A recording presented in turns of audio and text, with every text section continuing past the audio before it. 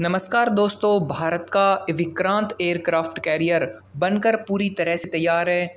इसके सभी ट्रायल पूरे हो चुके हैं और वो पूरी तरह से सफल रहे हैं।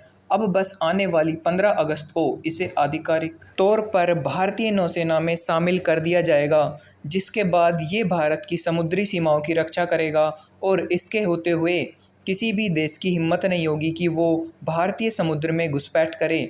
आइए दोस्तों, इसके बारे में डिटेल से जान लेते हैं।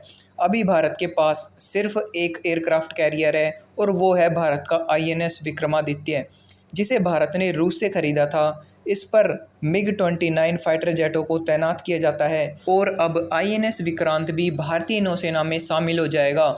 यह भारत के लिए गर्व का पल होगा जब हम अपनी आज़ादी का 75वां साल मना रहे होंगे और हमारे स्वदेशी एयरक्राफ्ट कैरियर को नौसेना में कमीशन किया जाएगा।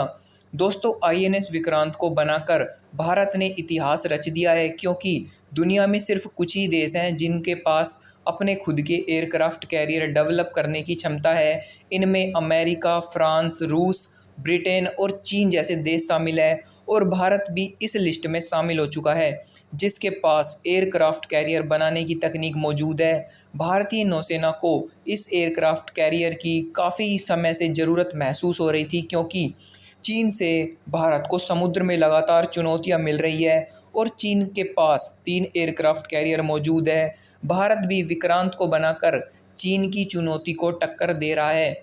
दोस्तों, आईएनएस विक्रांत 38,000 टन भारी है और यह 260 मीटर लंबा और 60 मीटर चौड़ा है।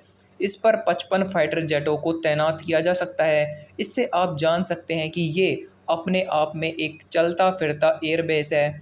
यह एक बार में कई मिशनों को अंजाम दे सकता है। यह एक दिन में 500 किलोमीटर की दूरी तय कर सकता है। इस पर 1700 लोगों को खाना बनाने के लिए किचन मौजूद है, जिससे एयरक्राफ्ट कैरियर कई महीनों तक समुद्र में रह सकता है। इस एयरक्राफ्ट कैरियर को 23,000 करोड़ की लागत से बनाया गया है। दोस्तों, फिलहाल इस पर मिग-29 को और तेजस फाइटर जेट को तैनात किया जाएगा, लेकिन जल्द ही नौसेना राफेल एम और F-18 सुपर हॉर्नेट में से किसी एक फाइटर जेट को अक्टूबर तक फाइनल कर देगी।